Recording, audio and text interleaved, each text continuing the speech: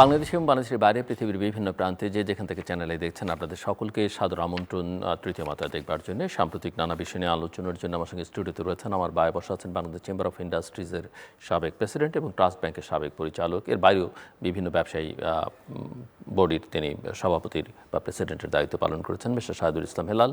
আমার ডানে রয়েছেন বাংলাদেশ প্লাস্টিক দ্রব্য উৎপাদনকারী ও রপ্তানিকারক অ্যাসোসিয়েশনের পরিচালক এবং এক্সক্লুসিভ ক্যান লিমিটেডের ব্যবস্থাপনা পরিচালক সৈয়দ নাসির। স্বাগত আপনাদের দুজনকে তৃতীয় মাত্রায়। মিস্টার নাসির, আপনাকে বিশেষভাবে আপনি প্রথমবারের মতো তৃতীয় মাত্রায়। ফেব্রুয়ারি মাসে জাতীয় সংসদ নির্বাচন হবার কথা এবং একটা ট্রানজিশনাল ফেজের মধ্য দিয়ে বাংলাদেশ যাচ্ছে এবং রাজনীতি, অর্থনীতি, সমাজ সব জায়গায় এক ধরনের অস্থিরতা বা অনিশ্চয়তা অনেকের মধ্যেই আছে। মিস্টার হেলাল এগুলোকে কয়নাইজ করেছেন বিভিন্নভাবে, কখনো অনিশ্চয়তা, কখনো আরও নানা শব্দ আপনি বিভিন্ন সময় ব্যবহার করেছেন। সো নির্বাচনের সময় নির্ধারিত হয়েছে। আজকের দিনে দাঁড়িয়ে একজন ব্যবসা বাণিজ্যের সঙ্গে একেবারে নিবিড়ভাবে যুক্ত ভেতরকার মানুষ হিসেবে আপনার পরিস্থিতিটা কী দেখছেন? কতখানি আস্থা ফিরে পাচ্ছেন যে একটা প্রসেসের মধ্যে বাংলাদেশ ঢুকছে, না শঙ্কার কোনো জায়গা আছে? না, শঙ্কার তো জায়গা আছেই। আমরা ব্যবসার আমি যে ফিল্ডে কাজ করি, আমি পলিটিক্স আমাকে কনফিউজ করে, সুতরাং খুব একটা মনোযোগ ওখানে দিই না। তবে এখন নানান বন্ধুবান্ধব কনফিউজ করে, প্রভাবিতও করে।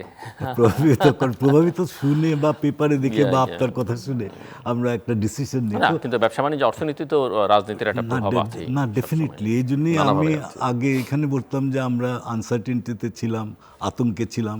আজকে আমি বলতে চাই আমরা গার্জিয়ানলেস, মানে আমাদের ব্যবসায়ীদের কিন্তু অভিভাবক নেই। যে ল এনফোর্সার বা সরকার ব্যবসায়ীকে যে ফ্রেন্ডলি একটা রিলেশনশিপ ছিল বা থাকা প্রয়োজন, ওইটা কিন্তু নাই। এখন দেখা যাচ্ছে যে ব্যবসায়ী ভার্সেস ল মেকার্স অ্যান্ড এই পলিটিশিয়ানস ওর যারা নীতি নির্ধারণ করেন, ব্যবসায়ীদের সাথে ওদের শত্রুতামির জায়গাটা তৈরি হয়ে গেছে। অ্যান্ড আমি যে কারণে বলছি যে আমাদের এখন অভিভাবক নাই। এখন যখন আমাদের কোনো রকম ক্রাইসিস হয় প্রত্যেকটা সেক্টরে, ছোট বড়, বড়রা কিন্তু ওরা অনেকভাবে ম্যানেজ করতে পারে নিজেদেরটা, কিন্তু ছোট যারা এবং মাঝারি যারা, ওদের কিন্তু নানান ধরনের চ্যালেঞ্জ থাকে। যে চ্যালেঞ্জগুলি মোকাবেলা করার জন্য আমাদের যদি আইন বিষয়ক কিছু হয় বা সন্ত্রাস বিষয়ক কিছু হয়, পুলিশ ছিল, র্যাব ছিল, ইন্ডাস্ট্রিয়াল পুলিশ ছিল, ওগুলি এখন কিছুই নাই। তাছাড়া ওই এলাকার হয়তো একটা এমপি ছিল, ওর একটা হেল্প নিয়ে কোনো রকম যদি এই চাঁদাবাজির পরিস্থিতিতে পড়ি, আমরা ওটা কোনোভাবে সলভ করতে পারতাম। এখন কিন্তু আমাদের ওই রকম কোনো একটা জায়গা নেই। তাছাড়া বিজনেস ইস্যুতে যে দৈনন্দিন যে ব্যবসা করি আমরা, ব্যবসাতে তো নানা রকম ক্রাইসিস থাকে, সরকারি রেগুলেশনের জন্য, এনবিআরের জন্য, কাস্টমসের জন্য। এই ক্রাইসিসগুলি মোকাবেলা করার জন্য কিন্তু ছোট ছোট ব্যবসায়ীরা কিন্তু এনবিআরে বা কাস্টমসে বা সরকারি অফিসে ধ্যান ব্যবহার করতে পারে না। তো ওদের একটাই জায়গা হলো যে ট্রেড বডিজ। তো ট্রেড বডিজ কিন্তু এখন একদম ইনঅ্যাক্টিভ হয়ে গেছে, ইনক্লুডিং দ্য মাদার বডি যে এফবিসিসিআই, যেখানে যে আমরা আমাদের কথাগুলি বলতে পারতাম, সরকারি অফিসের সাথে ধ্যান দরবার করা যেত, নেগোশিয়েট করা যেত, ওইটা একদম বন্ধ হয়ে গেছে। যে কারণে যেটা হচ্ছে যে আমরা কিন্তু আমার জীবনে এতদিনে কখনো দেখি নাই যে কথায় কথায় হরতাল, কথায় কথায় রাস্তা বন্ধ, যে কোনো দাবিতে, ইভেন বিজনেস ইস্যুতে দাবিতে হঠাৎ করে বললো যে চিটাগং পোর্টে অপারেশন বন্ধ। তা আমরা মাল পাঠাবো, পট করে মালটা পাঠানো বন্ধ হয়ে গেল, আবার বললো যে না ওইটা খুলেছে। তো এই যে অনেকগুলি ডিসিশন এখন হচ্ছে, যেটা আমি মনে করি যে এখনকার সরকার আমাদের ব্যবসায়ীদের সাথে বা অ্যাসোসিয়েশন বা চেম্বারদের সাথে কথা না বলে ডিসিশনগুলি নিচ্ছে। এই ডিসিশনগুলি যদি কথা বলে নিত, অনেক প্রবলেম কিন্তু সলভ হয়ে যেত। ডিসিশন নেওয়ার পরে যেটা হচ্ছে যে অ্যাক্টিভলি এটাকে ব্যবসায়ীরা বা জনগণ অপোজ করছে এবং এটা নিয়ে রাস্তায় নেমে যাচ্ছে। এই যে রাস্তায় নামার ব্যবসায়ীরা, এই যে মোবাইল ফোন অপারেটররা, এগুলি কিন্তু হিস্টোরিক্যালি আমরা কখনো দেখিনি। আর এটা কিন্তু দিন দিন বাড়ছে। কোন জায়গায় থামবে এটা নিয়ে কিন্তু আমরা ভীষণ চিন্তায় আছি।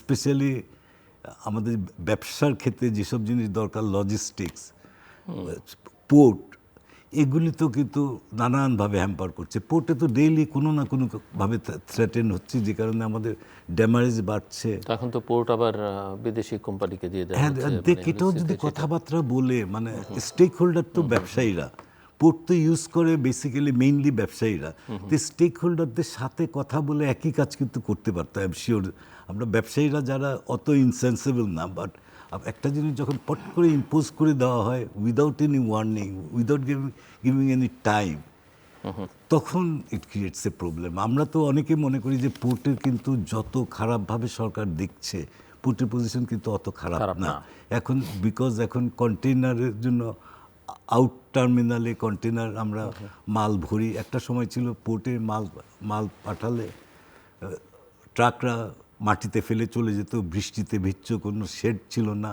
আর পোর্ট একদম জ্যাম ছিল। এখন যখন কন্টেইনার ইয়ার্ডগুলি বাইরে নিয়ে গেছে, আমরা কিন্তু উই আর কোয়াইট সিকিউরড, মালগুলি রেখে আমরা শান্তিতে থাকতে পারি।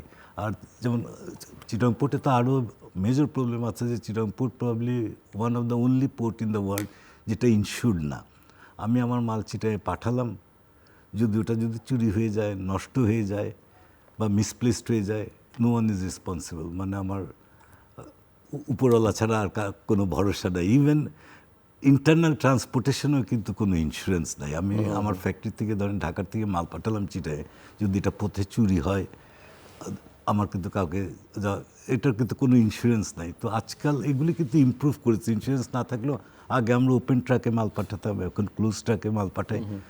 আই থিঙ্ক যত খারাপ আমরা পোর্টের পজিশন বলি, খরচা বেড়েছে, দ্যাট ইজ ট্রু, যেটা অল সেক্টরে বেড়েছে, শুধু পোর্টকে দিয়ে দোষ দিলে হবে না। কিন্তু এফিসিয়েন্সি ওয়াইজ পোর্টের ইন্টারনাল এফিসিয়েন্সি আমি মনে করি, আমি প্রায় 30 বছরের বেশি পোর্ট ইউজ করছি, মানে 30 বছর আগে যা ছিল তার থেকে অনেক ইমপ্রুভ করছেন, এবং ইমপ্রুভ করার অনেক ফ্যাসিলিটিস আছে। আমার মনে আছে 2008-এ যখন তত্ত্বাবধায়ক সরকার ছিল, একজন মেজরের নাম আমরা শুনতাম, মেজর নাসির, মনে আই ফরগট দ্য নেম। উনি 12 দিন যে একটা জাহাজ যদি টার্ন অ্যারাউন্ড করতো, ওটা 4 দিনে এনেছে ইন 2 months টাইম। ডিস্ট্রিবিউটার এবং পোর্টের লেবার সবাইকে কিন্তু স্ট্রিমলাইন করে দিচ্ছে। উনি তো লোকদেরকে নিয়ে জেলখানায় ভরে নাই, জাস্ট একটা স্ট্রিমলাইন করে দিচ্ছে একটা সুস্থভাবে। উনি যতদিন ছিল আমরা তো ওনার নাম এখনও মনে করি। তো এইটা কিন্তু পসিবল, ইটস নট ইম্পসিবল। আমাদের লোকেরাও কিন্তু পোর্টটা চালাতে পারে, বাট পোর্টের কোন কোন জায়গায় প্রবলেম আছে, স্পেসিফিক প্রবলেম কিন্তু ব্যবসায়ীরা জানে, আমলারা জানে না। কিন্তু ডিসিশনগুলি নিচ্ছে আমলারা, knowing half of the story. হয়তো আমার আপনার টকশো শুনে হয়তো একটা ডিসিশন নিচ্ছে, আসলে ওইটার ভিতরে অনেক ডেপথে যাওয়ার অনেক কিছু আছে। তো আর ব্যবসায়ীদের এখন নেগোসিয়েশন পাওয়ারটা চলে গেছে, যারা অনেক বড় বড় ব্যবসায়ীরা অ্যারেস্টেড হয়ে গেছে, ওর পলিটিক্যালি ইনক্লাইন্ড ছিল, যাদের যে ভয়েসটা ছিল, ভোকাল পয়েন্ট, ওইটা নেই। যেমন প্রথম আলোতে একটা হলো, গোল টেবিল বৈঠক হলো, ওখানে খুব সুন্দর সুন্দর কথা বলেছে, সব বড় বড় ব্যবসায়ী ছিল, কিন্তু ওদের প্রবলেম আর আমাদের ছোটোখাটো প্রবলেম কিন্তু অনেকটা আলাদা। ছোট মাঝারি অনেকটা আলাদা। ওইটা কিন্তু অ্যাসোসিয়েশন চেম্বার, উচ্চ মাঝারি। ওখানে যেমন একটা জিনিস আমার খুব ভালো লেগেছে, সরকারি আমলা, ইপিবির ভাইস চেয়ারম্যান, উনি নিজেকে নিজে মূল্যায়ন করেছেন। যে আমরা যেটা দেখেছি যে ইভেন যখন আমি সিআইপি ছিলাম, তখন বলতো যে সিআইপি হলে আপনি বিদেশে গেলে আপনাকে আলাদা একটা মূল্যায়ন করবে এম্বাসিতে। ওটা কিন্তু কোনোদিন হতো না। আমার মনে আছে অনেক আগে একটা মেলাতে গেছি একটা দেশে, আমি দেশের নাম বলছি না, তো ওখানে অনেকগুলো দেশ ছিল, 20-25টা দেশ ছিল, বাংলাদেশ, অস্ট্রেলিয়ার পরে বাংলাদেশের ফ্ল্যাগ ছিল, উঠছিল। ওটা দেখে আমাদের আমাদের খুব ভালো লেগেছে, বাংলাদেশি ফ্ল্যাগ একটা এত বড় একটা মেলাতে আসছে। এবং মেলাতে যখন কনফারেন্স রুমে গেলাম, প্রায় প্রত্যেকটা দেশের অ্যাম্বাসেডার অ্যান্ড কমার্শিয়াল কাউন্সিলর ছিল, আমাদের ছিল না। তো দ্যাট ওয়াজ ভেরি ডিস্টার্বিং। মেলার শেষে ইউজুয়ালি যেটা হয় যে আমরা মেলার শেষে যেসব মাল থাকে অল্প পয়সায় বেচে দিয়ে চলে আসি, কেউ এসে নিয়ে যায়। তা আমরা কয়েকজনে মিলে 3-4 জন বললাম যে আমাদের মালগুলি অ্যাম্বাসিতে দিয়ে যাই, কিন্তু ওরাই ইউজ করতে পারবে, হোম ডেকোর আইটেম। অ্যাম্বাসেডার সাহেবকে ফোন করলাম, উনি বলে ঠিক আছে আপনি পাঠিয়ে দেন। তা আমাদের জন্য পাঠানো, আমরা যে মালটা ফ্রি দিতে যাচ্ছি, কিন্তু এই মূল্যায়নটা কিন্তু দেখলাম ইপিবির ভাইস চেয়ারম্যান করছিল, যে কমার্শিয়াল কাউন্সিলরদের রোলটা কি, আর অনেক বেশি প্রোঅ্যাক্টিভ হতে হবে। তার মানে আমি এখানেও দেখছি যে এই যে আমলা, কমার্শিয়াল কাউন্সিলরদের সাথে আমাদের সম্পর্কটা অত ভালো না। অ্যাম্বাসেডাররা আবার অন্য লেভেলে। আমি কখনো 99% অ্যাম্বাসেডার্সরা কিন্তু ভেরি ওয়ার্ম। আমরা যখন যাই ব্যবসা করতে আমাদেরকে যত রকম পারে হেল্প করে, কিন্তু কমার্শিয়াল কাউন্সিলররা ইউজুয়ালি হেল্প করে না। জাপানে একমাত্র জায়গায় গেলাম, আমি অনেক মেলাতে গেছি, যে আমার ইন্টারপ্রেটার দরকার। আমি বললাম স্যার আমার ইন্টারপ্রেটার ক্যান ইউ হেল্প, অ্যাম্বাসির থেকে ইন্টারপ্রেটার পাঠিয়েছে। এই যে ছোটোখাটো জিনিস কিন্তু ব্যবসায়ীদের সাথে আমলাদের সম্পর্কটাই ভালো করে। আর আমলাদের সাথে যদি ব্যবসায়ীর সম্পর্ক ভালো হয়, নিয়ম কানুন কিন্তু একটা সিস্টেমে চলে। এখন তো হচ্ছে কি একটা রুল করে দিচ্ছে, জানেও না একটা করলে যে আমাদের কোথায় অসুবিধা হবে ব্যবসায় ফাইনাল ডিটেলসটা আপনারা জানার কথাও না। এই আলাপ আলোচনাটার মনে সময় এসছে এখন। They have to treat us as their children, ওরা গার্জিয়ান হিসাবে কাজ করা উচিত, বাট প্রপারলি আমাদের কথা শুনে। জি মিস্টার সৈয়দ নাসির। সবাইকে সালাম। প্রথম তৃতীয় মাত্রায় আসার সুযোগ হলো, এই জন্য আপনাকে ধন্যবাদ। তো হেলাল ভাই তার প্রেজেন্টেশনের মধ্যে দুইটা জিনিস খুব খেয়াল করলাম। একটা হচ্ছে উনি প্রথম বললেন যে রাজনীতি উনিকে কনফিউজড করে। তো আসলে তো এরকম হওয়ার কথা ছিল না, কনফিউজড করার কথা ছিল না।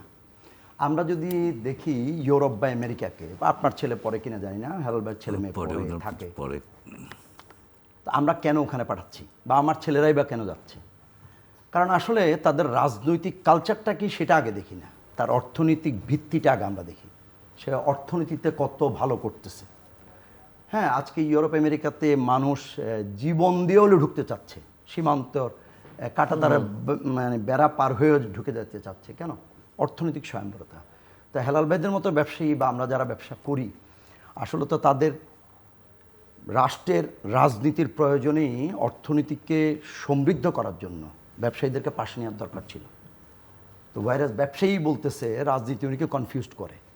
এখন রাজনীতিবিদকেও হয়তো বলবে যে ব্যবসায়ীদেরকে উনিরা স্বাচ্ছন্দ্য বোধ করে না পাশে রাখতে, এরকম একটা কথা আসতে পারে হয়তো। এখানে রাজনীতিবিদ থাকলেও খুব ভালো হইতো।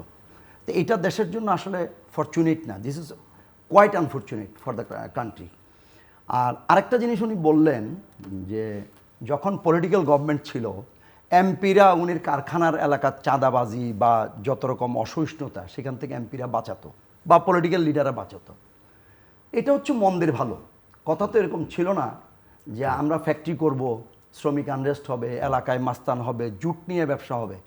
আমি জানি না বড় ভাই অবগত আছেন কিনা, আমাদের ইন্ডাস্ট্রির একটা বড় সমস্যা হচ্ছে জুট বিজনেস, সবচেয়ে বড় বিজনেস। এবং আমি জানি না এটা নিয়ে আসলে আমাদের কোনো ইউনিভার্সিটি এটা নিয়ে কোনো থিসিস করা চেষ্টাও করেনি হয়তো। বাংলাদেশের একটা রাজনীতিতে উঠে আসা একটা শ্রেণী হচ্ছে আমাদের জুট থেকে তৈরি হওয়া, জুটের ব্যবসা থেকে সে আস্তে আস্তে ছোট থেকে বড় হচ্ছিল। অর্থাৎ সে আমাদের জুট দিয়েই শুরু করছে তার কেরিয়ার, এবং আমাদেরকেই সে মাথার উপরে সমস্যাগুলো তৈরি করতেছে। তো এটাও আসলে ফরচুনেট না দেশের জন্য, যে আমরা যে পলিটিক্যাল কালচারে ব্যবসা বাণিজ্য ওটা করতেছিলাম, সেই কালচারটা আসলে সঠিক ছিল না, এবং এটা হওয়ার কথা ছিল না। এটা আমরা মেনে নিছি। হ্যাঁ, আপনি এখন উনির কথা থেকে যেটা বুঝতে পারতেছি, বর্তমান সময়ে এরকম কোনো কেউ নাই যার কাছে আমরা সাহায্য চাইতে পারি, বা who can help us in this situation. গল্পটা এটা হয়তো। আর তৃতীয় যে জায়গাটা আমরা আপনার সহ কথা শুরু করলেন, সেটা হচ্ছে পোর্ট ইস্যু। আসলে আমি জানি না, এটা অত্যন্ত হতাশজনক একটা গল্প আমাদের ব্যবসায়ীদের। চট্টগ্রাম বন্দর তার জন্মের পর থেকে অদ্যবধি পর্যন্ত কিন্তু কখনো লস করেনি। এটা একটা লাভজনক প্রতিষ্ঠান, আপনারা সব রেকর্ড দেখেন। আর আমার জন্ম, আমার বেড়ে ওঠা হচ্ছে চিটাং পোর্টে। আমি পোর্ট ট্রাস্টেরই এক কর্মকর্তার সন্তান। তা আমরা ছোট থেকেই দেখে এসেছি, হ্যাঁ, পুরো দেশের মধ্যে যে ইনএফিসিয়েন্সি আছে, যে অদক্ষতা আছে, বা জ্ঞানের যে সীমাবদ্ধতা, গভর্নেন্সের যে দুর্বলতা, সেটা পোর্টে আছে, এটা অস্বীকার করার কিছু নেই। কম। তাহলে আমাদের সচিবালয়ে যে অদক্ষতাগুলো আমরা দেখছি, আমরা যদি বলি তাহলে সচিবালয় আমরা বিদেশিদেরকে এনে দিয়ে দিই, এটা তো যুক্তি হতে পারে না। আপনারা মনে করতে পারেন কিনা আমি জানি না, 2000 সালে শেখ হাসিনার গভর্নমেন্টের শেষের দিকে উনিরা আমেরিকান একটা কোম্পানিকে, SSM কিছু একটা কোম্পানিকে তখন লিজ দিতে চাচ্ছিল, এবং আওয়ামী লীগের এক নেতা মহিউদ্দিন চৌধুরী, যিনি এটার বিরুদ্ধে আসলে মেয়র ছিলেন, যে তখনও কিন্তু গল্প একই ছিল, গল্পের প্রেক্ষাপট একই। আচ্ছা, এখানে আরেকটা মহল আছে খুব ইন্টারেস্টিংলি বলে, পোর্ট নিয়ে কথা বললেই, যে আমরা চট্টগ্রাম বন্দরকে সিঙ্গাপুরের আদলে করতে চাই। তো কিন্তু আমার প্রশ্ন হচ্ছে সিঙ্গাপুরের পোর্টও তো সরকারের নিয়ন্ত্রণাধীন একটি প্রতিষ্ঠান, সেটাও তো বাণিজ্যিকরণ করা হয়নি। মানে যুক্তিগুলা একটার সাথে একটা মিলে না। আর 3 নম্বর হচ্ছে এই সরকার আসলে, আমরা ছোট ব্যবসায়ী, উনি যদিও বা বারবার বলছেন উনি এসএমই সেক্টরের, আমরাও জানি যে উনিরা সিআইপি ক্যাটাগরির, আমরা হচ্ছে প্রকৃত এসএমই। এটা আপনাকে বলতেও আনন্দ লাগে যে আমরা ছোট থেকে ছোট করে ব্যবসা করে, আমাদের আসলে যেই পরিবার থেকে আমরা উঠে এসেছি সেই পরিবারে ব্যবসা ছিল না।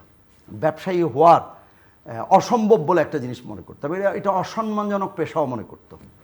তা আমরা সেই সমস্ত বাধা মোকাবেলা করে ছোট্ট ব্যাংকের লোন, আপনি হয়তো নাম শুনবেন লুৎফুর রহমান সরকার, যার সার্টিফিকেট মর্টগেজ রেখে আমরা শুরু করলাম ব্যবসা। আমরাই প্রকৃত আছি সোনালী ব্যাংক। সোনালী ব্যাংক। তো হেলাল বেড়ে এসএমই না, উনিরা সিআইপি, উনি এসএমই ফাউন্ডেশন। তো হ্যাঁ, এটাও একটা বৈচিত্র্য যে যারা এসএমই না তাদেরকে এসএমই ফাউন্ডেশনের ডাইরেক্টর করা হয়, এটা বাংলাদেশেই সম্ভব, তাই না? আচ্ছা, তো এখন পোর্টের মধ্যে যে গল্পটা আমি আপনাকে বলতে চাচ্ছিলাম সেটা হচ্ছে এই যে সিঙ্গাপুরের গল্পটা, যে তারা এটা বলতে চাচ্ছে, আমাদের যুক্তিটা হচ্ছে যে সিঙ্গাপুর পোর্টও তো গভর্নমেন্ট নিয়ন্ত্রণ নেই, তো সমস্যাটা কোথায়? আর 3 নম্বর হচ্ছে এই সরকার, আমরা যেটা বলতে চাচ্ছিলাম, এই সরকার একটা অন্তর্বর্তী সরকার। আসলে অন্তর্বর্তী সরকার এই সমস্ত কেপিআইকে নিয়ে এ ধরনের চুক্তি করার সাংবিধানিক এখতিয়ার আছে কিনা আমার একটা সন্দেহ আছে। আর আপনি যদি বলেন এখতিয়ার আছে, আপনিও বলতে পারবেন না এখতিয়ার আছে, এটা একটা grey area, maybe have not, এর মধ্যেই ঘুরবে। কিন্তু ক্লিয়ার কাট নাই যে গভর্নমেন্টের আসলে এখতিয়ার আছে একটা দেশের একটা কেপিআইকে বিদেশি প্রতিষ্ঠানের কাছে ছেড়ে দেওয়া। 3 নম্বর, এই সরকার যত ভালো ভালো কথাগুলো বলছিল আমরা দেখলাম অদ্ভুত পররাষ্ট্রের ক্ষেত্রে, কই তারা তো ওপেন টেন্ডার করলো না, তারা তো টেন্ডার করলো না তারা। এবং আমার কাছে পত্রিকায় যে নিউজটা ছিল, আশিক চৌধুরী বলেছেন যে চুক্তির বিধানগুলা আমরা নানা সীমাবদ্ধতার কারণে মানুষের সামনে উপস্থাপন করতে পারিনি, কিন্তু চুক্তিটা মানুষের সামনে, প্রেসের সামনে করিয়ে দেখিয়েছি। এটা কোন কথা হইল? যে যারা উনি বলছিলেন যে স্টেক হোল্ডারের সাথে কথা না বলা, আপনি স্টেক হোল্ডার বাদ দেন, এটা একটা কেপিআই, বাংলাদেশের সবচেয়ে বড়। আমরা, উনিরা এখনও বলেন না, আমি নতুন প্রজন্মের বিজনেসম্যান, কিন্তু আমার একটা কনসাইনমেন্ট আমেরিকাতে গেছে শ্রীলঙ্কা দিয়ে ঘুরে, 65 দিন আমেরিকাতে পড়ছে।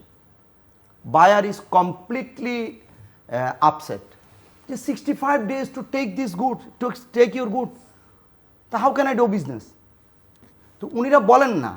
এখন ইউনুস সাহেব, ডক্টর ইউনুস এবং তার টিম, আমরা যে হাই প্রোফাইল দেখতেছি, যে ভারিক্কি টাইপের একটা ব্যাপার দেখতেছি, তো তারা তো উচিত ছিল ডিপ সিপোর্ট করা। এবং আমি আপনাকে একটু বলি, আমার এখনও স্পষ্ট মনে আছে উনি 96 একটা আর্টিকেল লিখছিলেন, ডক্টর ইউনুস সাহেব, ভিশন 2020 উনি লিখেছেন। তো সেখানে ডিপ সিপোর্ট উনি ফার্স্ট প্রায়োরিটি ছিল। উনি ডিপ সিপোর্টের পথে না হেঁটে, বা আমরা যেটাকে এখন ডিপ সিপোর্ট বলছি যে চলমান কাজ, যেটা হচ্ছে মাতার বাড়ি, এটা আসলে এক্স্যাক্টলি ডিপ সিপোর্ট না। তথাপিও ওই যে নাই মামার চেয়ে কানামাওয়া ভালো, বন্দর হচ্ছে চট্টগ্রাম বন্দর হচ্ছে মাতার বাড়ি অনেক বেটার, অনেক ড্রাফট, ওখানে বড় জাহাজ ঢুকতে পারবে। তো তিনি সেটা তো এক্সপিডিয়েট না করে বিদ্যমান যে ছোট পোর্টটি, যেটা আমাদের হারাধনের শেষমণি, সেটা বিদেশিদের কাছে দিয়ে দিচ্ছে। আমি বুঝতে পারলাম না এটা।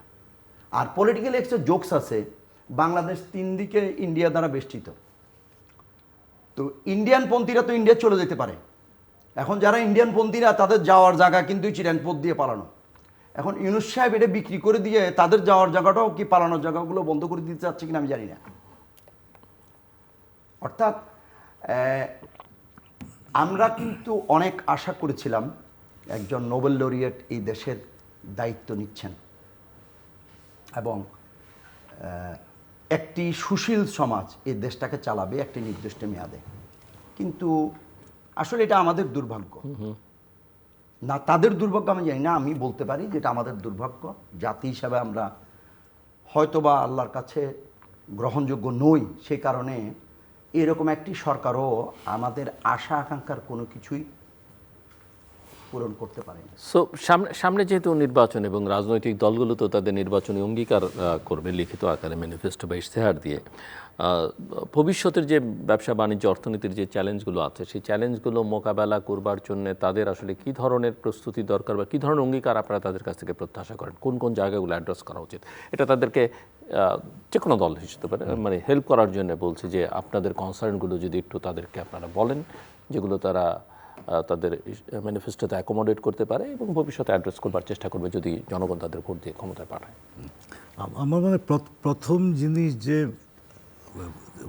মানে সরকারি অফিস বা রাজনীতিবিদ ভার্সেস ব্যবসায়ী, এখানে চোর পুলিশ সম্পর্ক না থেকে একটা ফ্রেন্ডলি সম্পর্ক দরকার, সো দ্যাট আমরা ওপেন ডায়লগ করতে পারি। আমাদের ব্যবসায়ীদের সব ঝামেলা, খুঁটিনাটি ঝামেলা কিন্তু কোনো পলিটিশিয়ান বা কোনো নোবেলরেটর বোঝার উপায় নাই, because business has its own crisis, own issues.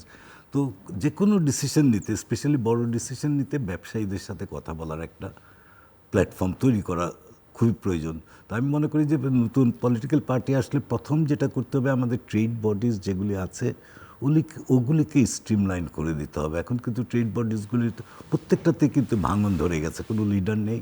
যারা লিডার ছিল তো অবভিয়াসলি অন্য সরকারের সাথে ইনক্লাইন্ড ছিল, ওরা চলে গেছে। এবং এখন এখানে কে পাওয়ার নিবে, কে টপে থাকবে, এটা নিয়ে শুধু যুদ্ধ চলছে। এফবিসিসিআই থেকে শুরু করে প্রায় সব অ্যাসোসিয়েশনে এই প্রবলেমটা আছে। তা আমি জাস্ট অ্যাজ এন ইন্ডাস্ট্রিয়ালিস্ট আমি ইন্ডাস্ট্রি সম্বন্ধে বলতে পারবো। একটা ইন্ডাস্ট্রি করতে আপনার কয়েকটা জিনিস দরকার। প্রথম দরকার ফান্ড। তো ফান্ডের তো একটা ক্রাইসিস ওভারঅল সরকারের আছেই। তো আমার মনে হয় গভর্নমেন্টেরও এমন একটা জিনিস করতে হবে পলিটিক্যাল পার্টি আসলে, যে ফান্ড ইন্ডাস্ট্রিয়াল সেক্টরে কোন সেক্টরে কতটুকু কত পার্সেন্ট অ্যালোকেট করবে এইগুলি একটু বিবেচনায় রাখতে হবে। রাখলে একটা সুস্থ একটা চিন্তা করে কোথায় কোথায় ইনভেস্ট করতে হবে। আমার মনে আছে যে এইচএসবিসি ব্যাংক বা বিদেশি গ্রিনলিজ ব্যাংক ট্যাঙ্ক যখন ছিল, ওরা কিন্তু যখন ইনভেস্ট করে ওরা কিন্তু অনেক রিসার্চ করে, একটা সেক্টরিয়াল জায়গায় ইনভেস্ট করে, ওরা কিন্তু যে কোনোখানে ইনভেস্ট করে না ভালো ব্যবসা হলে। কারণ ওরা এখন থেকে 10 বছর পরে কী হবে ওটা দেখে ইনভেস্ট করে। তো এই জিনিসগুলি কিন্তু ব্যবসায়ীরা, রিসার্চাররা জানবে যে ব্যবসার জন্য কি কি দেওয়া দরকার, কোন কোন জায়গায় হাত দেওয়া দরকার পলিটিশিয়ানদের, কোন কোন জায়গায় আমলাদের হাত দেওয়া দরকার, এর বাইরে যেন না যায়। এটার জন্য সম্পর্কটা আমার মনে হয় অনেক ভালো করতে হবে। এখন যে সম্পর্কটা নষ্ট হয়ে গেছে, ফান্ড তো ব্যাংকিং ইস্যুজ আছেই, তো ওটা ম্যানেজ করতে হবে। তারপরে একটা বিরাট চ্যালেঞ্জ হয় স্পেশালি ইন্ডাস্ট্রি করতে হলে আপনার জায়গা দরকার, ল্যান্ড দরকার। ল্যান্ড তো এখন পৃথিবীর সবচেয়ে দামি ল্যান্ড মনে হয় ইন্ডাস্ট্রির জন্য বাংলাদেশে। এবং ল্যান্ড প্রকিউরমেন্ট, আপনার যে কোনো আজকে যদি একটা জায়গা কিনতে চান, আপনার দ্য প্রসেস 1 বছরে যদি একটা একদম ক্লিন ল্যান্ড যদি 1 বছরে আপনি ওনারশিপ নিজের হাতে নিতে পারেন, কিন্তু আলহামদুলিল্লাহ এটা 2-3 বছর লেগে যায়। এখন যে কোনো ইন্ডাস্ট্রিয়ালিস্ট যখন অ্যাকাউন্টিং করে, একটা প্রোডাক্ট বানাবে, সে তো একটা অ্যাকাউন্টিং করে, অ্যাকাউন্টিংয়ে তো ওর কস্টিং করে। তো কস্টিংটা তো 1 বছর 2 বছর করতে পারবে, 3rd 4th ইয়ারে যে কোথায় যাবে সে জানে না। তো আমি একটা জায়গা কিনলাম, 2 বছর পরে জায়গাটা পেলাম, পাওয়ার পরে ইন্ডাস্ট্রিটা করলাম, অ্যাকাউন্টিং করার 2-3 বছর পরে আমি প্রোডাকশনে গেলাম, মার্কেট ম্যাচ চেঞ্জ, আমি যে প্রোডাক্টটা বানাচ্ছি মার্কেট, এই রিস্ক ফ্যাক্টরটা কিন্তু থাকে। এই কারণে এখন ব্যাংক এবং ক্লায়েন্ট মানে যারা ইন্ডাস্ট্রিয়ালিস্ট ওরা একদম হাত মিলিয়ে কাজ করা দরকার, যেটা এখন বাংলাদেশ ব্যাংক মনে এখন ওই ওয়েস্টার্ন ওয়ার্ল্ডের মতো কীভাবে অ্যাসেস করবে, লোন ডিফল্ট হওয়ার আগে কোথায় ধরতে পারে, এইগুলি নিয়ে মনে কাজ করছে। That will help. এটা কিন্তু হেল্প করবে শুধু না ডিফল্টার না, ব্যবসায়ীদেরকেও হেল্প করবে। বিকজ একটা ব্যবসায়ী থেকেও ইন্ডিকেটর দিবে যে হ্যাঁ you are going in wrong direction, তোমার এটা করা দরকার। কারণ আমি ব্যাংকে থাকতাম, আমি অনেক বছর ব্যাংকের ইন্ডিপেন্ডেন্ট ডাইরেক্টর ছিলাম, দেখতাম যে অনেক বিজনেস, ভালো বিজনেস ব্যাংক ফান্ডিং করেছে, কিন্তু শেষে যে অল্প টাকার জন্য ওয়ার্কিং ক্যাপিটালের শর্টেজ। কারণ ওয়ার্কিং ক্যাপিটাল ও যেই এস্টিমেটে করেছে, ধরেন আমার 1 কোটি টাকা ওয়ার্কিং ক্যাপিটাল লাগবে, 1 বছর আগে আমি প্ল্যান করেছি, এখন কোনো কারণে ইন্টারন্যাশনাল মার্কেটে ওই প্রোডাক্টের দাম বেড়ে গেল, র মেটেরিয়ালের দাম বেড়ে গেল, নানান কারণ হতেই তো পারে। তা আমার সেল বাড়লো, আমার ওয়ার্কিং ক্যাপিটালটা বেশি দরকার। তখন কিন্তু because of the limit given by the bank, অত ফ্লেক্সিবল না, আমাকে ওই ওয়ার্কিং ক্যাপিটালে আটকে দেয়। তো ওয়ার্কিং ক্যাপিটালে আটকালে ব্যবসা আমার তো- ব্যবসাগণ। আর একটা যে কোনো ইন্ডাস্ট্রি কিন্তু গ্রোথ 10 to 15% করতেই হবে ইচ ইয়ার, কারণ আপনার ইনফ্লেশন এবং আপনার স্যালারি ওয়েজেস এক্সপেন্সেসটাকে মিট করার জন্য। এটা করার জন্য হয় আপনার প্রোডাক্ট ডাইভার্সিফিকেশন করতে হবে, আর নাইলে you have to go for expansion. তার মানে আপনি ইনভেস্ট করতে হবে ইন সাম ফর্ম, হয় from the profit or from banking sector. তো এই ব্যাংকের সাথে সম্পর্কটা ফান্ডের জন্য, land, then comes utility, electricity and gas. এটা তো একটা বিরাট প্রবলেম। তো এই প্রবলেমটা নিয়ে তো সব আপনার এখানে সারাদিন রাত বলা হয়, কিন্তু কোনো কাজ হচ্ছে না। আমরা যে আমলে গ্যাস ইলেকট্রিসিটির সবচেয়ে খারাপ অবস্থা ছিল 2008-10, এখন কিন্তু ওর থেকে যে খুব বেশি একটা ভালো হয়েছে আমরা বলবো না, কিন্তু ওর থেকে 3 ডাবল দাম বেড়ে গেছে এটা বলবো। তো আপনি দাম বাড়াচ্ছেন, আমার কস্ট অফ প্রোডাকশন বাড়িয়ে দিচ্ছেন, কিন্তু আমাকে কোয়ালিটি দিচ্ছেন না। আর এইসব এই যে ইলেকট্রিসিটির কথা আমরা যখন বলি, অনেক কিন্তু হিডেন জিনিস আমরা ব্যবসায়ীরাও বলতে ভুলে যাই। কারণ আজকাল যত সব মেশিন, উনি যে মেশিন ইউজ করে বা আমরা যেসব মেশিন ইউজ করি, সবগুলি কিন্তু কম্পিউটারাইজড, আইসি রিলেটেড। ওগুলি কিন্তু they are not ready to take sudden jerk, যে পট করে ইলেকট্রিসিটি চলে গেল আবার আসলো, এতে দেখা গেল আমার মেশিনের ভিতরে বহু পার্টস নষ্ট হয়ে গেছে। ইনফ্যাক্ট একটা সময় বিইআরসিকে আমরা বলতাম যে আমরা ইলেকট্রিসিটি ডিপার্টমেন্টকে এগেনস্টে কেস করতে চাই for the damage that they are causing us. আমরা তো ওদেরকে টাকা দিচ্ছি, ডিমান্ড নোট দিচ্ছি, সার্ভিস চার্জ দিচ্ছি, ফিস দিচ্ছি, কিন্তু তুমি আমার তো জিনিসপত্র নষ্ট করে দিচ্ছ। এই যে হিডেন এক্সপেন্সেসগুলি, এটাও কিন্তু একটা বিরাট জিনিস। দেন আমাদের প্রবলেম আছে লেবার প্রবলেম, স্কিল লেবারের জন্য বা কীভাবে লেবারকে ইয়ে করা যায়, এই পলিটিক্যাল গভর্নমেন্ট আসলে এইগুলি আমার মনে হয় করা ভীষণভাবে প্রয়োজন। আর লজিস্টিক সম্বন্ধে উনি তো কিছু বললেনই, এটা তো এক্সটার্নাল লজিস্টিকও আছে। কিছু দেশে যেমন আমেরিকা এখন 60 days লাগে, ইন্ডিয়ার থেকে গেলে 40 দিন লাগে। মানে এই যে ডাইরেক্ট জাহাজ দেওয়া ইন্ডিয়া থেকে অনেক কম লাগে, অনেক কম লাগে। They have a deep seaport, they have a 3 deep seaport. এবং ডাইরেক্ট যায়, 27 days। আমাদের ট্রান্সশিপমেন্ট করতে হয়। তো এই লজিস্টিকটা দেখতে হবে। ইভেন ইন্টারনাল, আমার মনে আছে একটা সময় আমরা ঢাকা চিটাগাং 5 ঘন্টায় ট্রাক পাঠাতাম, এখন 10, 12, 14 ঘন্টা কোনো আগামাথা নেই। যদিও একটা জিনিস ভালো যে ট্র্যাক করা যায়, ট্রাকটা কোথায় আছে, আগে ওটা করা যেত না, এটা করা যায়, কিন্তু টাইম তো বাড়ছে। তো এগুলি কিন্তু সব কস্ট বাড়াচ্ছে। তো এই সবগুলির দিকে কিন্তু দেখতে হবে, এবং দেখার জন্য আমার মনে হয় পলিটিশিয়ানরা বা আমলারা অ্যাসোসিয়েশন চেম্বারের সাথে কথা বলে এগুলি করতে হবে। কারণ নাইলে এখন হচ্ছে কি বড় বড় গ্রুপরা যে ওদের সাথে কথা বলছে এনবিআর চেয়ারম্যানের সামনে বসে বা এই গোল টেবিল বৈঠক করে, প্রথম আলোতে বসে বা আপনার এখানে বসে বড় বড় কথা বলে ওদেরটা করে ফেলছে, কিন্তু ছোটদের বেলায় কিন্তু কিছু করতে পারছে না। জি, মিস্টার নাসির। আসলে কতগুলো বিষয় আছে, একটু যদি সময় দিয়ে বা বুঝাতে পারার যোগ্যতাটাও থাকতে হয়। আমি জানি না, আমি একটু কঠিন বিষয় নিয়ে আপনার সাথে কথাগুলো বলতে চেষ্টা করে দেখি। কারণ হেলাল ভাই যে জায়গাগুলো অ্যাড্রেস করছে, সত্যি আমাদের ইন্ডাস্ট্রির জন্য ছোট ছোট কথাগুলো, যে আমাদের বিদ্যুৎ, আমাদের গ্যাস, আমাদের পোর্ট। আর আমি যদি একটু ওভারঅল গল্পটা বলি, যেমন একটু আগে আমি এই গভর্নমেন্টের ব্যর্থতার কথা বললাম, আমাদের অপ্রাপ্তির কথাটা আপনার সামনে তুলে ধরতে বললাম, কিন্তু গভর্নমেন্ট তো এটা তো চলে যাবে, তো কার কাছে গিয়ে পড়ছি? তিনি কি আমাদের কাছে অচেনা কোনো কেউ? তিনি তো অচেনা না। আমরা তাদেরকে দেখেছি 2টা। এখন তাদের থেকে আমরা তখন কি পেয়েছিলাম, এখন ওইটা কি পাবো? তাহলে এই অর্থাৎ আমরা আসলে কি ওই আমাদের একবারে চটুল কথা যেটা বলে পোড়া কপালি, আমরা আসলেই মনে হয় পোড়া কপালি, যে এই গভর্নমেন্টটা আজকে 2 বছর আমরা তেমন কিছুই পেলাম না। এখন যেটা আসছে তারা আমাদেরকে কি দিবে জানি না। উনি পত্রিকায় মনে হয় তারেক রহমান সাহেব বললেন, ক্ষমতায় গেলে বিএনপি মেগা প্রকল্পে যাবে না। মাথা ব্যথার জন্য কি মাথা কেটে ফেলতে হবে? আপনি দুর্নীতি থেকে বাঁচার জন্য প্রকল্পই বন্ধ করে দিবেন? এটা এক সেন্সে বলবে আসলে কি দেশে মেগা প্রজেক্ট দরকার ছিল, কিন্তু আমরা মেগা প্রজেক্টের কিছু বেনিফিট কিন্তু পাচ্ছি।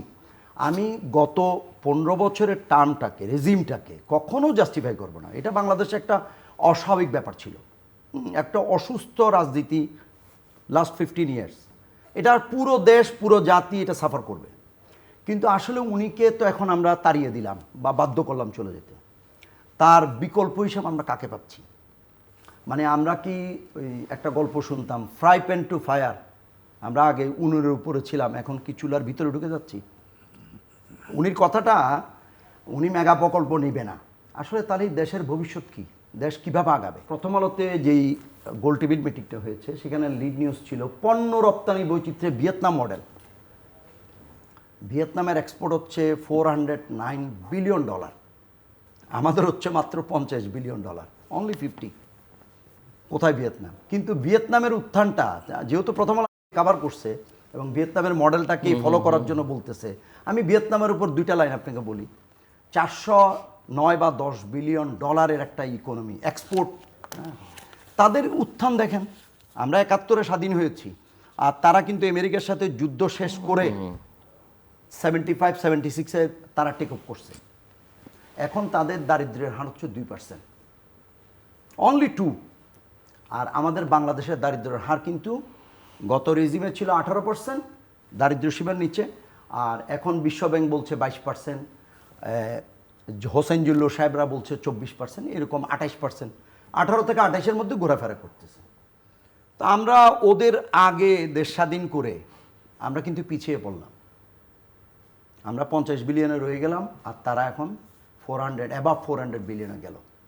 হ্যাঁ, আর বড় ভাই যে কথাগুলো বলছিল যে ট্রেড বডিজ সব এখন বন্ধ, আসলে গত আমলে এই ট্রেড বডিজগুলো আমাদেরকে কি দিয়েছিল? আমি বারবার আপনি তো একটা বডির মেম্বার, ডিরেক্টর। হ্যাঁ, আপনি নিজেও একটা ট্রেড বডির ডিরেক্টর, এবং আসলে উনি তো গুনতে হবে কতগুলো। হি ওয়াজ আওয়ার এক্স প্রেসিডেন্ট।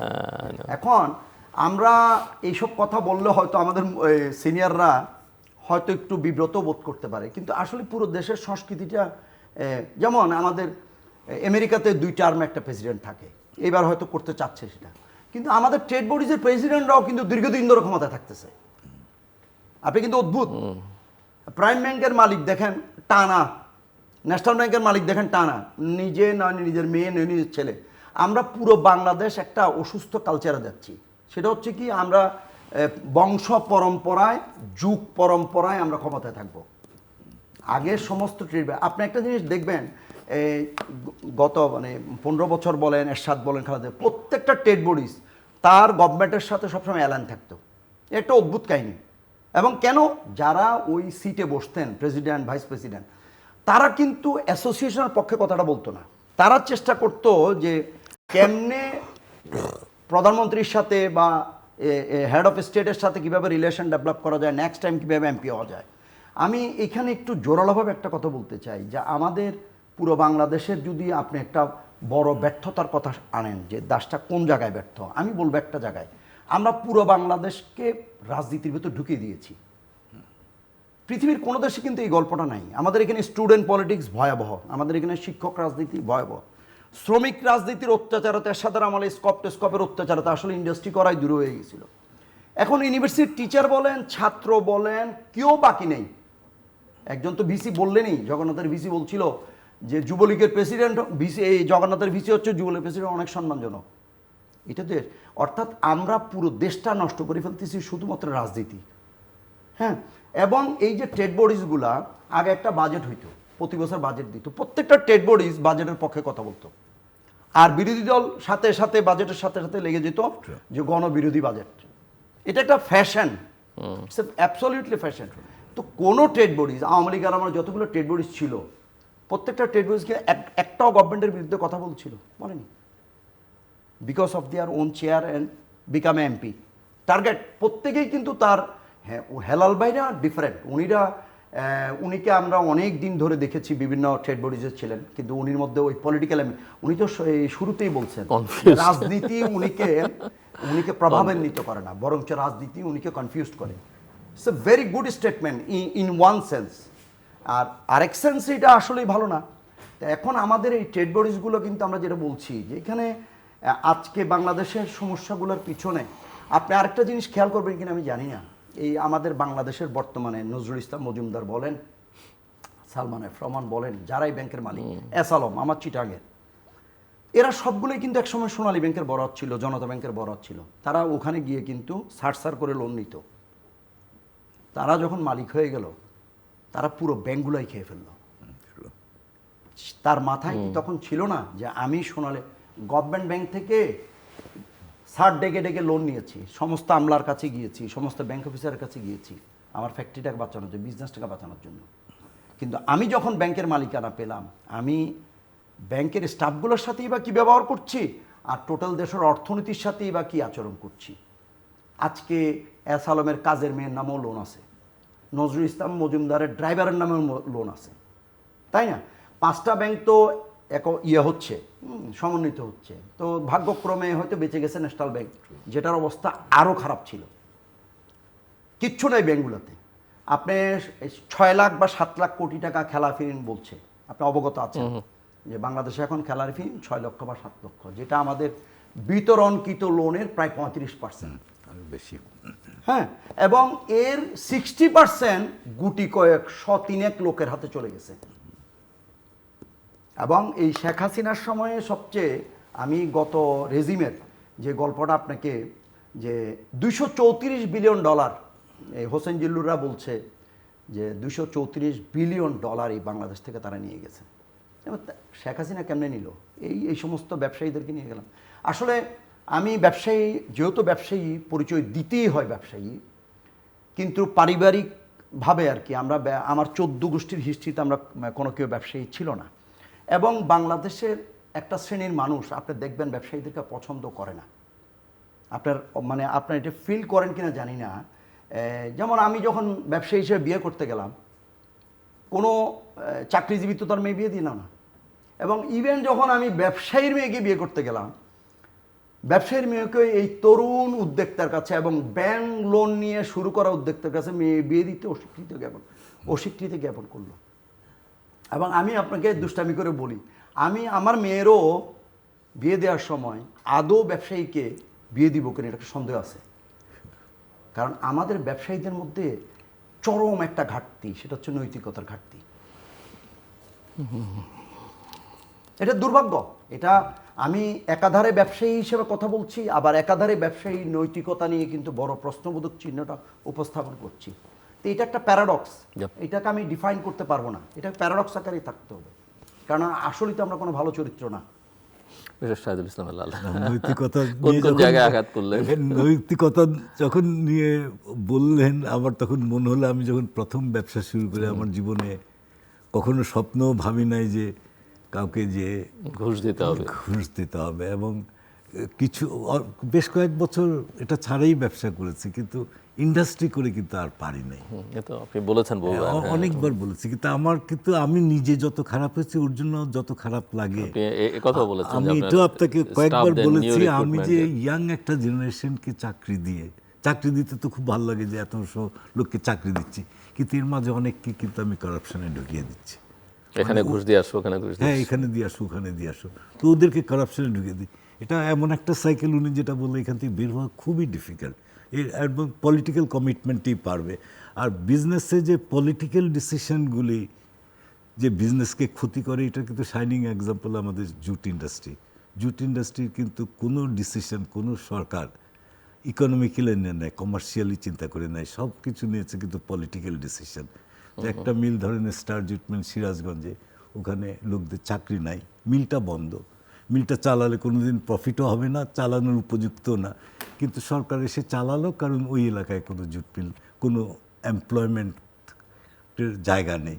তো মিলটা চালিয়ে এমপ্লয়মেন্ট কিছু হলো, কিন্তু আগে যা লস করতে হয়েছে তো অনেক বেশি লস করেছে। তো এরকম কিন্তু প্রত্যেকটা জুট মিলের ক্ষেত্রে স্পেশালি, বিকজ জুট মিলটার যে লেবার ইউনিয়ন ছিল, আমার এটাও মনে আছে যে আদমজি জুট মিলের লেবার লিডাররা জুট মিনিস্ট্রির কে মিনিস্টার হবে ওটা ডিসাইড করতো। পলিটিক্যাল পার্টিরা একটা ডিপার্টমেন্টকে বন্ধ করতো, সে আফটারনুন ডিপার্টমেন্ট, 10,000 লোককে কিছু টাকা দিত, বেতন পেত, কিন্তু সরোয়ার্দী উদ্যানে এসে বক্তৃতা শুনতে আসতো।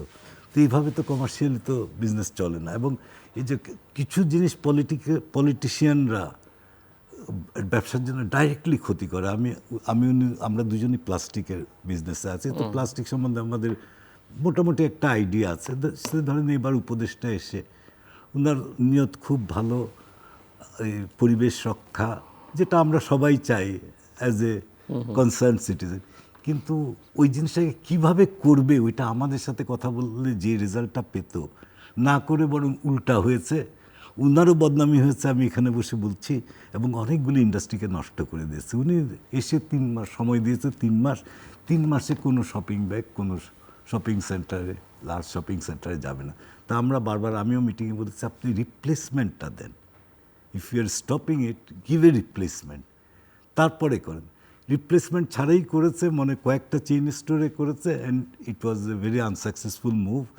রেজাল্ট যেটা হয়েছে যে ওল্ড টাউনে পরিবেশ মন্ত্রণালয়, শিল্প মন্ত্রণালয়, পুলিশ টুলিশ যে কিছু ইন্ডাস্ট্রিতে ঢুকে যারা শপিং ব্যাগ বানায় ওদেরকে পারলে অ্যারেস্ট করে, ওরও ঝগড়া টগড়া করে ওদেরকে মারপিট করে বের করে দিয়েছে, কিন্তু নট রিয়েলাইজিং যে যারা পলিথিন শপিং ব্যাগ বানায় ওরা কিন্তু লবণের ব্যাগও বানায়, ওরা বিস্কিটের প্যাকেটও বানায়, অনেক কিছু বানায়। তো এখানে তো অনেক ফার্দার ডিটেলসে যাওয়ার কথা। আমরা 2002-তে যখন প্লাস্টিক বন্ধ করতে চাচ্ছিল শপিং ব্যাগ, তখনও কিন্তু আমরা বারবার বলছি ইউ স্টার্ট এডুকেটিং পিপল। একটা জিনিস যে ম্যানুফ্যাকচারারদেরকে দোষ দিয়ে লাভ নাই অত বেশি, কারণ মার্কেট ডিমান্ড থাকলে আমি ব্যবসা করি, আমি এটা চালাবই। তো মার্কেট ডিমান্ডটাকে কমাতে হলে কোথায় যেতে হবে? জনগণের কাছে যেতে হবে, স্কুলের বাচ্চাদেরকে শেখাতে হবে। দেখো, জুট ব্যাগ কিনো, ওটা 50 বার ইউজ করতে পারবো, প্লাস্টিক ব্যাগ সস্তায় কিনো কিন্তু একবার ইউজ করতে পারবো, ওর এটা পরিবেশের জন্য খারাপ। তো আজকের থেকে যদি আমরা শুরু করি, 20 বছর পরে এটা রেজাল্ট পাবো। এবং এরকম শাইনিং এক্সাম্পল ইউরোপের অনেক দেশে আছে, আমি অস্ট্রেলিয়াতে পার্টিকুলারলি জানি। এটা আমি আগেও বলেছি, আমার নাতি 11 বছর বয়স, বাজারে যাব, ও বলে না না দাঁড়াও আমি ব্যাগটা নিয়ে যাই, ও ঘরের থেকে ব্যাগটা নিয়ে যায়। এই যে তো কোন মুভটা ভালো? আপনি যদি দেশের স্বার্থ দেখতে চান, ব্যবসায়ীদের স্বার্থ যদি দেখতে চান, the decision of giving 3 months, একটাও ব্যাগ থাকবে না, এটা কি হয়েছে? হয় নাই। এটা তো জাস্ট বাচ্চা খেলা হলো, কিছু লোকের মানে জীবন নষ্ট করে দিল। 2002-তে যেটা হয়েছিল আমার খেয়াল আছে, আমারও কিন্তু শপিং ব্যাগের ফ্যাক্টরি ছিল, বাই দ্য ওয়ে বড় ফ্যাক্টরি ছিল, কারণ আমি জুট ব্যাগ বেচতাম, আমার বায়াররা প্লাস্টিক ব্যাগ কেনা শুরু করলো বিদেশে। তা আমি প্লাস্টিক ব্যাগ এক্সপোর্ট করতাম, দেখতাম যে লোকাল মার্কেটে এটার ডিমান্ড আরও ভালো, সুতরাং লোকাল বাজারে বেচলাম। 2002-তে যখন বললো যে বন্ধ করে দাও, একদম অনেস্টলি ভদ্রলোকের মতো আমি বন্ধ করে দিয়েছি, অনেক টাকা লস করে। তো এখন আমার কাছে মেশিনগুলি আছে, সরকারের কাছে বারবার বললাম যে এই মেশিনগুলি আমি কোথায় বেচবো, কী করবো, এটার ব্যবস্থা করে দাও। এটার জন্য আমি রাজশাহীতে বায়ার ঠিক করলাম, আমি গেলাম, আমার নিজের ফ্যাক্টরি আরও 3টা ফ্যাক্টরির মেশিন বেচবো, বিক্রি আর করতে পারলাম না, কারণ কমার্স মিনিস্ট্রির নিয়ম আছে যে কোনো জিনিস আমদানি করে ওটাকে রপ্তানি করতে হলে কোনো মেশিনে আপনার 8 বছর রাখতে হবে, ডকুমেন্ট দিতে হবে। তো আমার কাছে তো ওইসব ডকুমেন্ট নেই, ফাইনালি এটা করা হয়নি। তো যেটা হলো যে এতগুলি লোকের চাকরি গেল আমাদের, প্লাস মেশিনগুলি নষ্ট হলো, কিন্তু সরকারের যেই উদ্দেশ্য ছিল শপিং ব্যাগ বন্ধ করবে, ওটাও হলো না। তো এই জন্য ব্যবসায়ীদেরকে যদি আমলারা শত্রু ভাবে, পলিটিশিয়ানরা শত্রু ভাবে, এইসব ক্রাইসিস কন্টিনিউয়াস চলতে থাকবে। এখন আপনার টেবিলে বসে হয়তো আপনার একটা কাজ করতে হবে, ব্যবসায়ী এবং আমলা আর পলিটিশিয়ানদের সাথে একটা ফ্রেন্ডশিপের একটা ব্যবস্থা করে দিতে হবে, যে চোখাচোখি যেন একজনকে একজনে বোঝে, without personal interest. So mister Nasir, আমরা শেষের দিকে 5 মিনিট করে ক্লোজিং রিমার্কস। ওই যে অনুষ্ঠানটাতে, প্রথম আলো অনুষ্ঠানটাতে রেনেটার এমডি এই কথাটা বলছে, ব্যবসায়ীদেরকে ক্রিমিনাল ভাবা। আমাদের এখানে কিন্তু একটা আসলে পুরো দেশটার মধ্যে কতগুলো সমস্যা যাচ্ছে। আমরা একটা সেক্টরকে সম্মান করতেছি না। আমাদের ডাক্তাররা মনে করতেছে তারাই বাংলাদেশ চালাচ্ছে, আমাদের বুয়েটের ছেলেরা মনে করছে বাংলাদেশে তার চেয়ে মেধাবী কেউ নাই। আবার আপনি আমলার কাছে যান, সচিবালয়ে যান, সবাই ছোট, সেই একমাত্র বাংলাদেশের কিং অফ দ্য কান্ট্রি। হ্যাঁ, আর ব্যবসায়ীরা তো আসলে কোনো জাতের মধ্যেই পড়ে না, তাই না? তো এখন এই জায়গায় এই যে উনিটা সমন্বয়েরটা কথা বললো, তো আমরা মনে করছিলাম পলিটিক্যাল গভর্নমেন্ট এই জায়গাগুলোকে সমন্বয় করবে, তাই না? এই জায়গাগুলো হচ্ছে না। এখন আমরা জানি না, আসলে একটা গভর্নমেন্ট তো হয়তো চলে যাচ্ছে, জানি না ভবিষ্যতে কী হবে, আমরা তো আর পলিটিক্যাল অ্যানালিস্ট না। তবে এটা বিশ্বাস করি আমাদের অনেক ব্যবসায়ী বুঝতে চেষ্টা করে না বা জিনিসটাকে অ্যাভয়েড করে, যে আসলে অর্থনীতি এবং রাজনীতি যদি হাত ধরাধরি করে না যায়, তাহলে কিন্তু কখনোই বাংলাদেশের মতো তৃতীয় বিশ্বে যে সমস্যাগুলো তৈরি করতেছে রাজনীতি, সেটা হচ্ছে যেমন আমাদের রাজনৈতিক ব্যবস্থায়, আমি খুব মজার একটা গল্প বললাম যে এখন যে আমাদের দারিদ্রতার হার বেড়ে গেল, 18 থেকে 28 হলো, বলছে খুব ভালো টাইমে ঘটনাটা ঘটছে। আমি কিরকম বলে যে ইলেকশনের আগে ঘটছে, ফলে ক্যাম্পিংয়ে ইচ্ছা মতো লোক পাওয়া যাবে, দরিদ্র লোক টাকা দিবেন আর সে মিছিলে চলে যাবে। পলিটিক্সের যে সার্কেলটা, এটা ভিসাস সার্কেল। আপনি আমার ছেলেরা ইউনিভার্সিটি থেকে পাশ করে যদি চাকরিতে ঢুকে যেতে পারে, তাহলে রাজনীতির মাঠে স্লোগান দিবে কে? তাহলে আমাদের রাজনৈতিক দলরা কি আদৌ চায় যে দেশটা বেকারত্বের থেকে উতরে যাক? চায় না তো, কারণ তখন শাহবাগে স্লোগান দিবে কে, তাই না? তো এগুলো অনেকগুলো প্যারাডক্সের কথা বলছি, এই জায়গাগুলোর থেকে উত্তরণ করার জন্য। এবং আপনাকে যদি অনেস্টলি বলি, আমাদের নেতাদের কয়টা ছেলে মেয়ে দেশে পড়ে? এখন সবাই যে বাইরে চলে যাচ্ছে, আমি সেই জায়গাটাই বারবার বলতেছি, আমাদের ছেলেরা বাইরে কেন যাচ্ছে? ওদের অর্থনৈতিক স্ট্রেংথের কারণে, কিন্তু তার পলিটিক্স দেখার জন্য না, তার ধর্ম দেখার জন্য যাচ্ছে না। সে যাচ্ছে ওখানে গেলে সে ফিনান্সিয়ালি সলভেন্ট হবে এবং স্বাধীন জীবনযাপন করবে, যেটা আমার এখানে হচ্ছে না। তা আমাদের দারিদ্রতার পিছনে যদি সবচেয়ে বড় কারণ থাকে, আমাদের রাজনৈতিক ব্যবস্থায় তার জন্য দায়ী। রাজনীতি কি চায় সেটা করতে? আমার মনে হয় না। আপনি এই কিছুদিন আগে একটা নিবন্ধে পড়লাম যে ভারতের রাজনীতিবিদদের মধ্যে বড় অংশ এমপি ইলেক্টেড, যাদের বিরুদ্ধে অজস্র ফৌজদারি মামলা আছে। পাকিস্তানও সেম। আমাদের এখানকারও এই যে এক একজন কাউন্সিলরের বিরুদ্ধে কতগুলো ফৌজদারি মামলা আছে, হত্যা মামলা কতগুলো আছে। অর্থাৎ রাজনীতিতে কিন্তু আপনিও জানেন, আপনি তো সবচেয়ে বাংলাদেশের পলিটিক্যাল ডায়ালগগুলোর হচ্ছে উদ্যোক্তা হচ্ছে আপনি, যে আমাদের এখানে পলিটিক্সে ভালো মানুষরা যাচ্ছে না। কেন যাচ্ছে না? ওই একটা দুষ্ট চক্র এখানে কিন্তু ঘুরতেছে। তো আমরাও কিন্তু এই জায়গার মধ্যে, খপ্পরের মধ্যে ঘুরতেছি। আমি যদি বলি, ব্যবসায়ীরা আসলে আমলা এবং রাজনীতিবিদ এই দুইজনের প্যাচালের মধ্যে কিন্তু আমরা হাবুডুবু খাইতেছি। কিন্তু আমাদেরকে যদি, উনি যেটা বললো, আমাদেরকে যদি অপরচুনিটিগুলো দিত, আসলে কিন্তু আপনি কি আসলে প্রাউড ফিল করেন না যখন আপনি আমেরিকার দোকানে গিয়ে মেড ইন বাংলাদেশের পোশাক দেখেন? ফিল করেন না?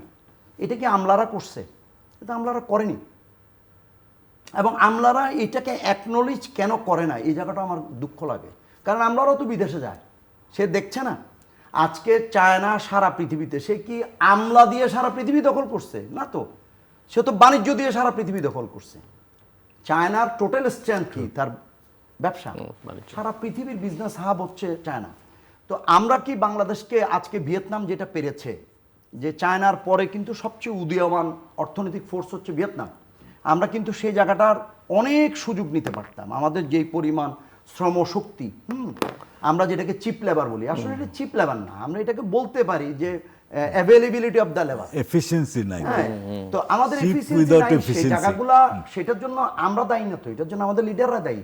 আমি সে জায়গাটায় বলছিলাম, আমরা জানি না যে আমরা দিনের শেষে কিন্তু ফ্রাই প্যান থেকে ফায়ারে ঢুকতেছি কিনা, এটাও জানি না।